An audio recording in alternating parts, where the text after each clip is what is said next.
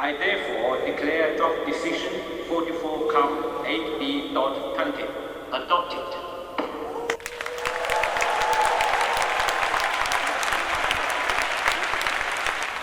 Il 24 luglio 2021 la notizia tanto attesa fa esplodere la gioia a Palazzo della Ragione. I cicli affrescati del 300 di Padova Urbs Picta diventano patrimonio mondiale UNESCO, un riconoscimento che a distanza di 2 anni ha rilanciato il turismo a Padova, portando il settore a rinascere dopo i mesi bui della pandemia.